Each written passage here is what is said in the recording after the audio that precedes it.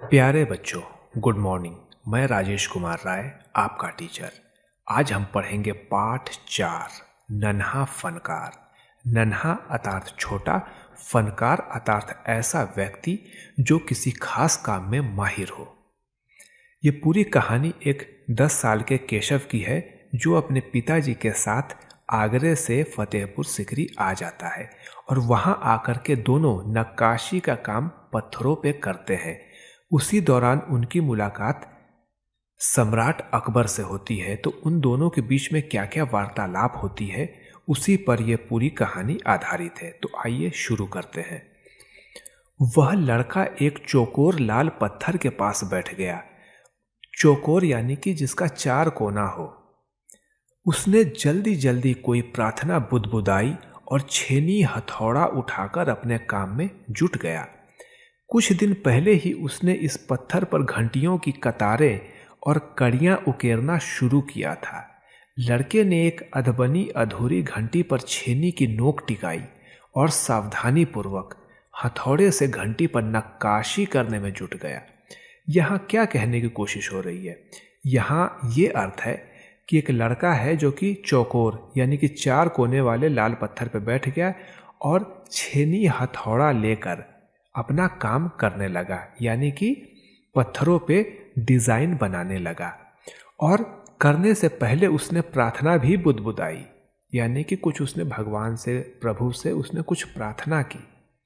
इसके बाद ये कहा जा रहा है कि वो एक पत्थर पे घंटी जिसे अंग्रेजी भाषा में बेल कहते हैं, तो घंटी की कतारें बना रहा था, उसे उकेरने की कोशिश कर रहा था। उकेरना का मतलब है जैसे पत्थर पे यदि हमें कोई डिज़ाइन बनाना है और उसको हम धीरे धीरे काटेंगे तो काटने के बाद जो उभर के सामने आता है उसे कहेंगे हम उकेरना।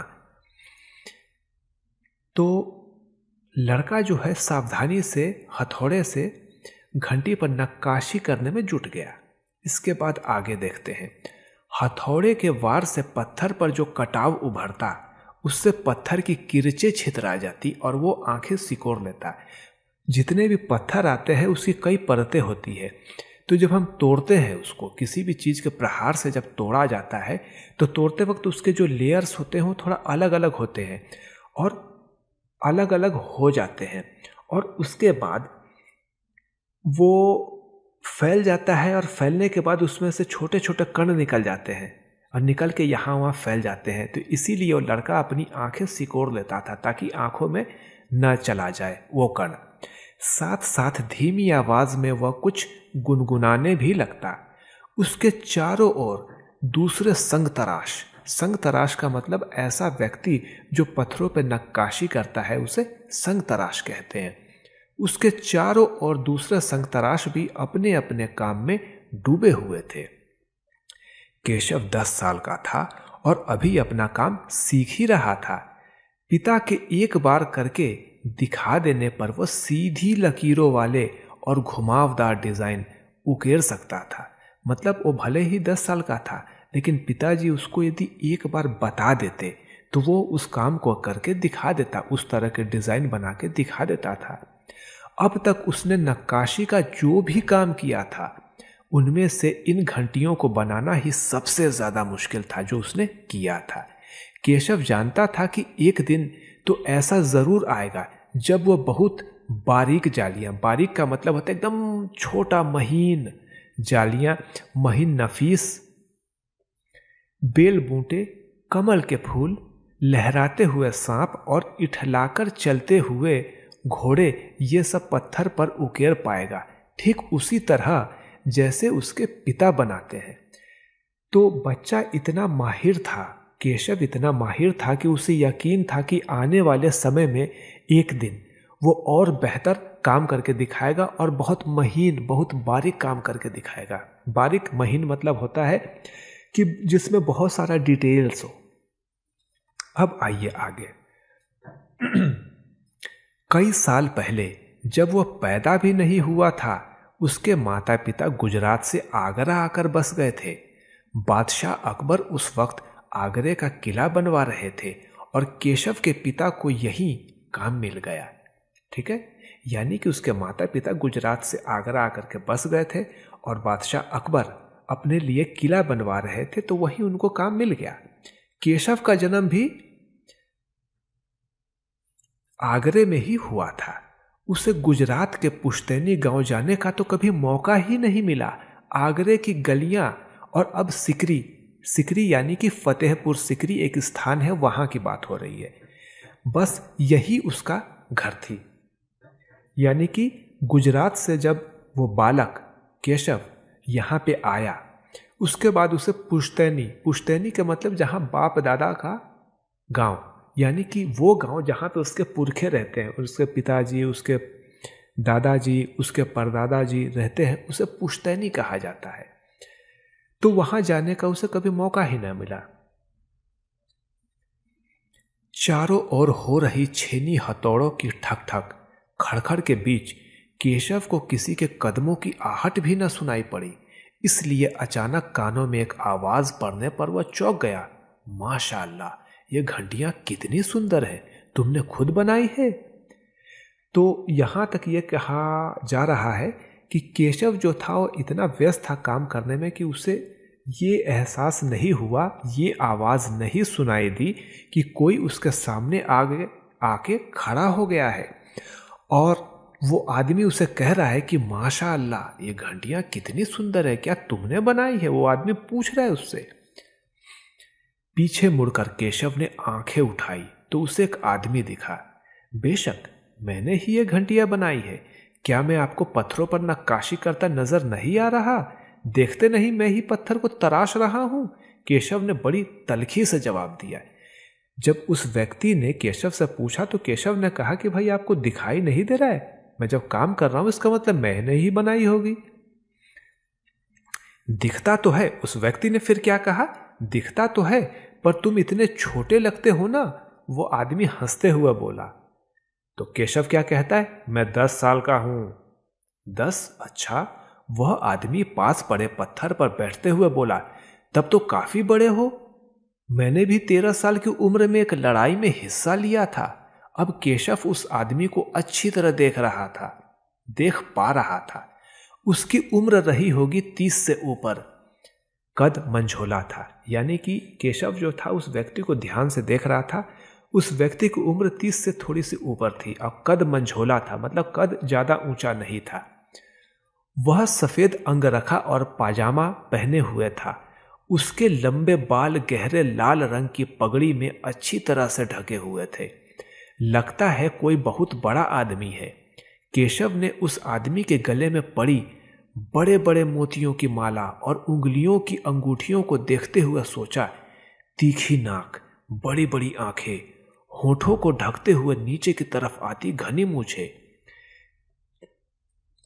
केशव उस आदमी के व्यक्तित्व का मुआयना कर ही रहा था। व्यक्तित्व यानी कि पर्सनैलिटी का मुआयना मतलब जांच कर रहा था, समझने की कोशिश कर रहा था। यानी कि वो जो व्यक्ति जो वहां खड़ा था उसको देख करके ध्यान से केशव उसे समझने की कोशिश कर रहा था कि यह किस शख्सियत का इंसान है। कि तभी उस आदमी ने एक नक्काशी की तरफ इशारा करते हुए कहा, इस लड़ी में अभी काफी काम बाकी है। इससे पहले कि केशव कोई जवाब देता, उसने किसी के तेजी से दौड़कर आने की आवाज सुनी। यह और कोई नहीं, महल का पहरेदार था। हुजूर माफ करे, मुझे आपके आने का पता ही नहीं चला, हांफते हुए उसने कहा। फिर वह मुड़कर भौचक से खड़े केशव को घूरते हुए बोला, बेवकूफ, खड़ा हो। हुजूर आला के सामने बैठने की जरूरत कैसे की तूने? झुककर सलाम कर इन्हें।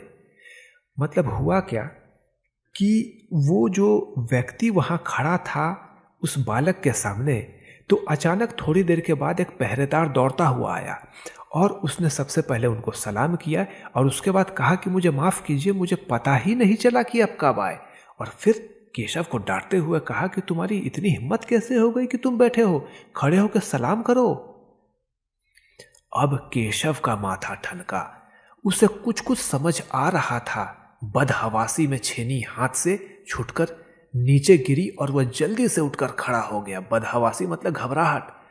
अरे कहीं यह बादशाह अकबर तो नहीं? यह ख्याल आते ही उसने झुककर सलाम किया और खरगोश की सी कातर नजरों से अकबर को देखने लगा। मतलब वो घबरा गया, उसके हाथ से छेनी छूटकर नीचे गिरी और वो खड़ा हो गया और उसके बाद उसने झुककर सलाम किया, ठीक है, और उनको ध्यान से देखने लगा। अकबर को पहरेदार की यह दखलंदाजी भली न लगी। उन्होंने खींचकर पहरेदार को वहां से जाने का इशारा करते हुए कहा, ठीक है सिपाही, कुछ देर के लिए हमें अकेला छोड़ दो। पहरेदार तो चला गया, मगर केशव असमंजस में था कि उसे क्या करना चाहिए। वापिस अपना नक्काशी का काम शुरू करे या बादशाह के हुक्म के इंतजार में खड़ा रहे। दिल तो उसका अभी भी धक धक कर रहा था। हाँ, पर अब वो डरा हुआ नहीं था, क्योंकि अकबर प्यार से उसे देखते हुए मुस्कुरा रहे थे। तो यहां तक हम समझ गए कि बालक ने उनको सलाम तो किया, लेकिन बालक सोच रहा था कि मैं क्या करूं, मैं अपना काम करूं या जब तक वो हुक्म न दे तब तक मैं ऐसे ही खड़ा रहूं। अब आगे देखते हैं। तुम्हारा नाम क्या है? अकबर ने नरम आवाज में पूछा। केशव, उसने नपातुला जवाब दिया। केशव, क्या तुम मुझे नक्काशी करना सिखाओगे? उलझन में पड़े केशव ने तुरंत सिर हिला दिया। तब तो तुम्हें मेरे लिए हथौड़े और छेनी का भी इंतजाम करना होगा। केशव फुर्ती से अपने पिता के पास भागा गया और उनका छेनी हथौड़ा उठाकर उल्टे पांव लौट आया। दोस्ताना अंदाज में अकबर केशव के पास जमीन पर बैठ गए और पास में पड़े पत्थर को खींचते हुए बोले, ठीक है, अब बताओ कि मुझे क्या करना है। केशव ने संदेह भरी नजरों से अकबर की ओर देखा। हुजूर, क्या आप यह सब करेंगे? क्यों नहीं, मुझे तो विश्वास है कि मैं सीख ही लूंगा। नहीं नहीं, मेरा मतलब ये नहीं था। केशव सकपका गया। दरअसल मैं कहना चाहता था कि आप इतने बड़े बादशाह हैं, ये ठीक नहीं लगता। उसने कुछ अनमने भाव से कहा। तो यहां तक में ये है कि बादशाह अकबर जो थे वहां आकर के बैठ गए और केशव को कहा कि केशव, मैं सीखना चाहता हूं, क्या मुझे सिखाओगे? तो केशव सकपका गया कि इतने बड़े बादशाह मेरे पास आए हैं सीखने, वो कैसे सीख सकते हैं? ठीक है। अकबर हंसकर बोले, अच्छा, लेकिन पिछले हफ्ते तो मैंने मिट्टी से भरी डलिया ढोने में किसी की मदद की थी, क्या यह काम उससे भी ज्यादा मुश्किल है? यानी कि पिछले हफ्ते अकबर बता रहे हैं कि उन्होंने किसी की मदद की थी मिट्टी ढोने में। केशव अभी भी असमंजस की स्थिति में था।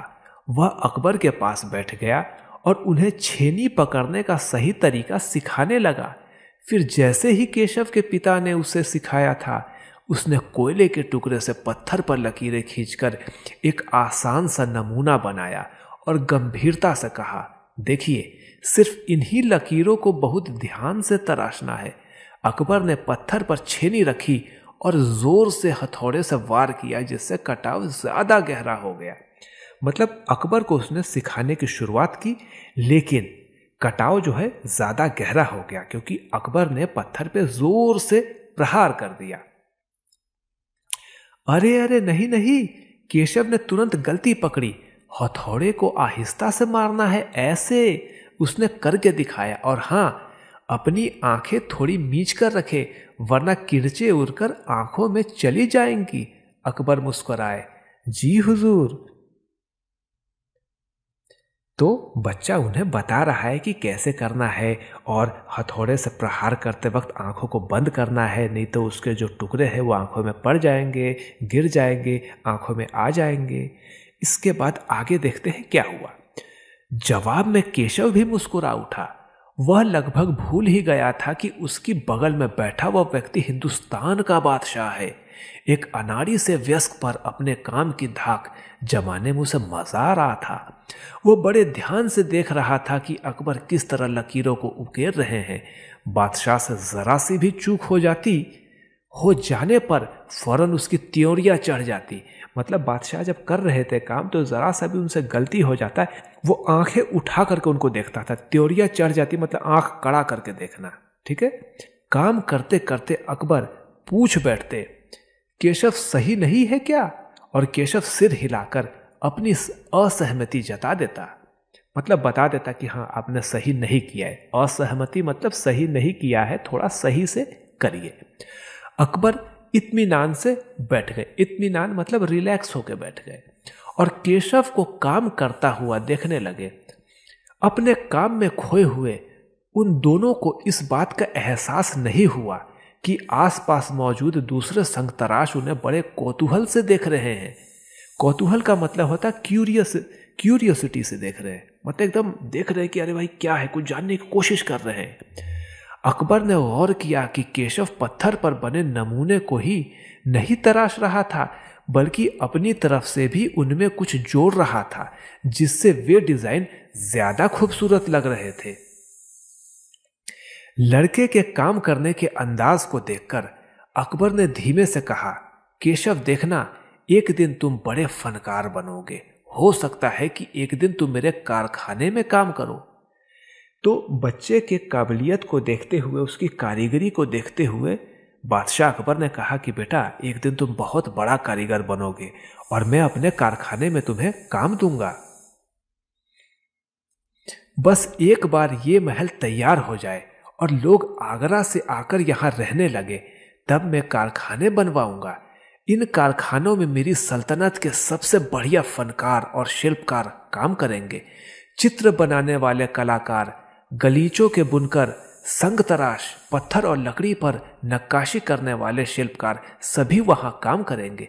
तो यहाँ बादशाह ने बताया कि जितने तरह के हुनर वाले लोग हैं, जिनके अंदर कारीगरी है, जिनके अंदर हुनर है, जो माहिर है अपने काम में, हम सबको इकट्ठा करके अपने कारखाने में काम देंगे उनको। केशव का चेहरा चमक उठा। वह मुस्कुराते हुए बोला, मैं वहां जरूर काम करना चाहूंगा। अकबर उठ खड़े हुए, जाते हुए बड़े प्यार से केशव का कंधा थपथपाया और कहा, अच्छा बेटा, अपना काम जारी रखो। हुजूर, क्या आप दोबारा आएंगे? केशव ने बड़ी उत्सुकता से पूछा। मैं जरूर आऊंगा केशव। फिर तो पूरे दिन संग तराशों के बीच केशव की धूम मची रही। वह बार बार बादशाह से हुई अपनी मुलाकात सबको सुनाता रहा। तो इस तरीके से बादशाह के जाने के बाद जितने भी आसपास में संग तराश थे, सबके बीच में केशव का एक महत्वपूर्ण स्थान बन गया। सभी लोगों ने उसे घूम करके घेर लिया और पूछने लगे कि हाँ भाई बताओ, क्या बात हुई, आपको बादशाह अकबर इतना प्यार क्यों कर रहे थे, इत्यादि इत्यादि बातें होती रही। और वो दिन भर सभी को बताता रहा घूम घूम करके कि मेरे साथ ये बात हुआ, उन्होंने मुझे ये कहा। इस तरीके से रात हो चली थी। केशव बहुत थका हुआ था, पर आंखों में नींद कहाँ। वह धीरे से अपने पिता के बिस्तर में घुस गया। पिता ने मुस्कुराकर कहा, तुम तो अभी से इतने प्रसिद्ध हो गए हो। बादशाह सलामत ने कहा है कि एक दिन मैं बहुत बड़ा कलाकार बनूंगा। अपने सिर को पिता की बाहों के सहारे टिकाकर केशव धीरे से बोला, हमारे बादशाह बहुत ही नेक इंसान है। बिल्कुल सही, पिता ने कहा। कुछ सोचकर केशव ने पूछा, बाबा एक बात बताओ, बादशाह के पास आगरा में एक से बढ़कर एक खूबसूरत महल है, फिर वह सिकरी में यह शहर क्यों बनवा रहे हैं? तो यहाँ तक हमने यह सुना कि बाद में केशव बहुत थक गया, लेकिन उसकी आंखों में नींद नहीं थी। वो आ करके अपने पिताजी के बिस्तर में घुस गया और उनसे पूछने लगा, यहाँ वहाँ की बातें करने लगा और बादशाह सलामत की तारीफ़ें करने लगा। फिर बाद में उसने पूछा कि पिताजी मुझे एक बात बताइए कि आखिर क्या कारण है कि बादशाह अकबर जो है फतेहपुर सिकरी में शहर बना रहे हैं, जबकि आगरा में तो उनके पास एक से बढ़कर खूबसूरत महल है। तब पिताजी ने पूरी कहानी बताना शुरू की। पिता ने कुछ याद करते हुए बताना शुरू किया, हाँ बेटा, बादशाह का आगरा बहुत सुंदर शहर है, पर सिकरी मतलब फतेहपुर सिकरी एक स्थान का नाम है, पर सिकरी में नया शहर बनवाने का भी एक खास कारण है। मैंने सुना है कि जब बादशाह अकबर की कोई संतान नहीं थी, इस वजह से वे हर वक्त परेशान रहते थे। वे बहुत से साधु संतों और फकीरों के पास गए। भटकते भटकते बादशाह ख्वाजा सलीम चिश्ती के पास सिकरी आए। उन्होंने ही बादशाह को बताया कि उनके एक नहीं 3-3 संतानें होंगी, शहजादा सलीम, मुराद और दनियाल। केशव ने चहकते हुए कहा, बिल्कुल सही। तब बादशाह ने ख्वाजा सलीम चिश्ती के सम्मान में सिकरी में नगर बसाने का फैसला किया था। तो यहाँ तक बच्चों ये कहा जा रहा है कि पिताजी ने उस बच्चे को यानी कि केशव को कहानी बताना शुरू किया कि जिस समय अकबर की कोई संतान नहीं थी वो बहुत चिंतित रहते थे और कभी इस दरवाजे पे कभी फ़कीरों के संतों के उस दरवाजे पे जाते रहते थे और सभी से मिन्नतें करते, सभी से दुआएं मांगते कि मुझे दुआएं दे दो ताकि प्रभु मुझे एक औलाद दे दे। तो इसी तरीक़े से भटकते भटकते बादशाह ख्वाजा सलीम चिश्ती के पास आ गए फतेहपुर सिकरी में और उन्हीं के आशीर्वाद से, उन्हीं के रहमत से, आशीर्वाद से उन्हें एक नहीं बल्कि 3 संतानें हुई जिसका नाम शहजादा सलीम, मुराद और दनियाल था। ठीक है, तो उन्हीं के सम्मान में यानी कि ख्वाजा सलीम चिश्ती के सम्मान में बादशाह अकबर ने फैसला किया कि मैं फतेहपुर सिकरी को बहुत खूबसूरत बनाऊंगा और इसको एक खूबसूरत नगर बना दूंगा और इसीलिए उन्होंने वहां पे नगर बसाने का फैसला किया। केशव ने कहा, अच्छा अब समझा, इसलिए बादशाह अकबर ने अपने बेटे का नाम सलीम रखा है। हाँ, और इसी कारण हम यहाँ एक नए शहर के लिए पत्थरों को तराश रहे हैं। केशव उन्नीदी आवाज में बोला, मतलब लगभग उसको नींद आ चुकी थी। पिताजी ने देखा कि उनका लाडला बेटा सो गया है, तो इस तरीके से केशव ने अपने पिताजी को कहा कि अच्छा तो अब ये बात है, इसलिए बादशाह अकबर ने अपने बेटे का नाम भी सलीम रखा है ख्वाजा सलीम चिश्ती के नाम पे, और इसी कारण वो शहर नया बसा रहे हैं और यही कारण है कि पत्थरों को तराशने के लिए हम लोग भी यहाँ आए हैं।